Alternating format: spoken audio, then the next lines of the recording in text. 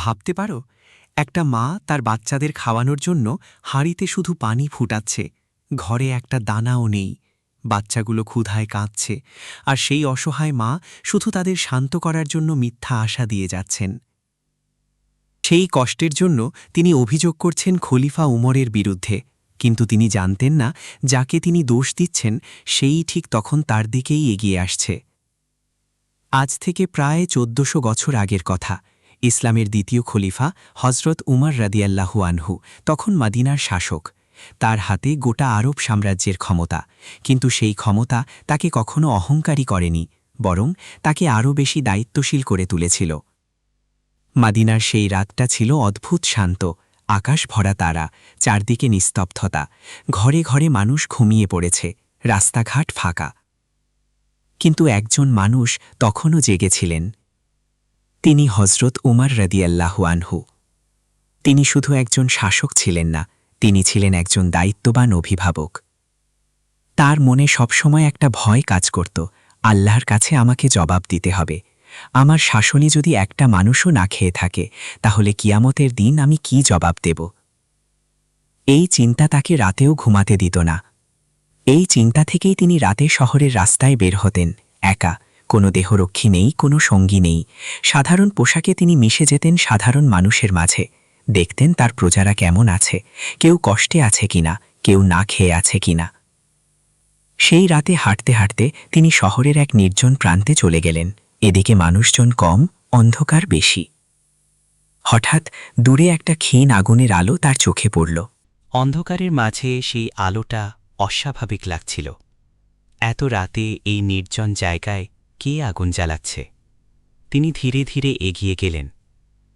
কাছাকাছি গিয়ে তিনি দেখলেন একটা জীর্ণ তাঁবু, ছেঁড়া কাপড়ে তৈরি, চারদিক থেকে বাতাস ঢুকছে। আর সেই তাঁবুর সামনে একজন অসহায় মা, তার চারপাশে ক্ষুধার্ত ছোট ছোট বাচ্চারা কাঁদছে। আম্মু, খাবার দাও, আম্মু, আমরা ক্ষুধার্ত। চুলার ওপর একটা হাঁড়ি, তার নিচে আগুন জ্বলছে, কিন্তু সেই হাঁড়িতে কোনো খাবার নেই, শুধু ফুটন্ত পানি। মা সেই হাঁড়ি নাড়ছেন আর বাচ্চাদের বলছেন, একটু অপেক্ষা করো, রান্না হচ্ছে। কিন্তু বাস্তবে রান্না হচ্ছে না, শুধু পানি ফুটছে। বাচ্চাদের ঘুম পাড়ানোর জন্য এই মিথ্যা আশার আশ্রয় নিয়েছেন তিনি। ওমর রাদিয়াল্লাহু আনহু কাছে গিয়ে জিজ্ঞেস করলেন, বাচ্চারা কেন কাঁদছে? মহিলা বললেন, ওরা ক্ষুধার্ত। তিনি আবার জিজ্ঞেস করলেন, হাঁড়িতে কি আছে? মহিলা চোখের পানি লুকিয়ে বললেন, কিছু না, শুধু পানি, ওদের শান্ত করার জন্য। সকাল হলে হয়তো কিছু একটা হবে। তারপর মহিলা বললেন, আমাদের এই অবস্থার জন্য উমর দায়ী। যে মানুষটা খলিফা হয়েছে, সে কি জানে তার রাজ্যে মানুষ না খেয়ে আছে? আল্লাহ আমাদের আর তার মধ্যে বিচার করবেন, কিয়ামতের দিন তাকে জবাব দিতে হবে। এই কথাগুলো শুনে ওমর রাদিয়াল্লাহু আনহুর হৃদয় কেঁপে উঠল, তার চোখ ভিজে এলো। তিনি ভাবলেন, এই মহিলা ঠিকই বলেছেন, আমি কি আমার দায়িত্ব পালন করতে পারিনি? এই মা আর তার সন্তানরা না খেয়ে আছে, আর আমি খলিফা হয়ে রাতে ঘুরে বেড়াচ্ছি। এই মুহূর্তে আর 1 সেকেন্ডও দেরি করা যাবে না। তিনি সেখান থেকে দৌড়ে গেলেন বাইতুল মালে। নিজ হাতে আটা নিলেন, খেজুর নিলেন, তেল নিলেন। সব মিলিয়ে বস্তাটা বেশ ভারী হয়ে গেল। তার সাথে একজন সহচর ছিলেন। তিনি বললেন, আমিরুল মুমিনিন, আপনি কষ্ট করবেন না, বস্তাটা আমাকে দিন, আমি নিয়ে যাচ্ছি। উমর রাদিয়াল্লাহু আনহু বললেন, না। কিয়ামতের দিন কি তুমি আমার হয়ে বোঝা বহন করবে? সেই দিন আমাকে একা জবাব দিতে হবে। তাহলে আজকের এই বোঝা আমি নিজেই বহন করব। তারপর তিনি নিজেই সেই ভারী বস্তা কাঁধে তুললেন। রাতের অন্ধকারে সেই বস্তা নিয়ে হেঁটে চললেন সেই তাঁবুর দিকে।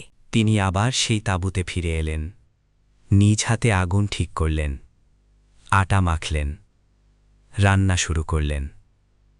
চুলার ধোঁয়া তার মুখে লাগছিল, চোখ জ্বলছিল, কিন্তু তিনি থামেননি।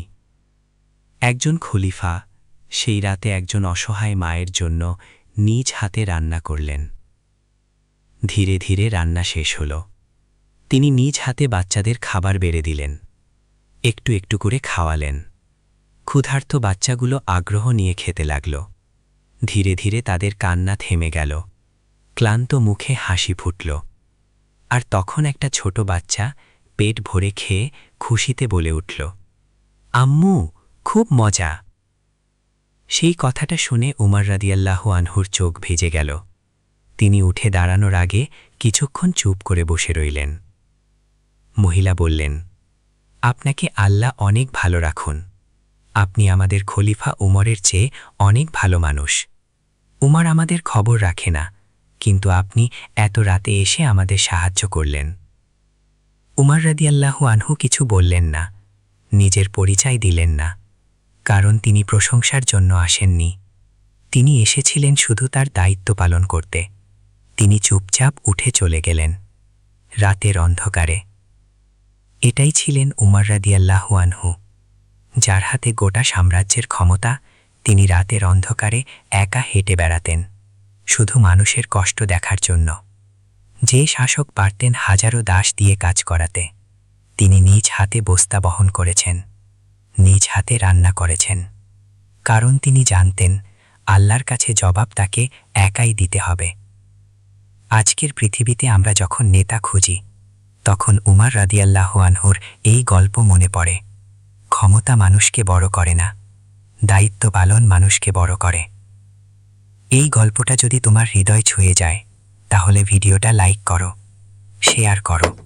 হয়তো তোমার একটা শেয়ারে কারো হৃদয় বদলে যাবে।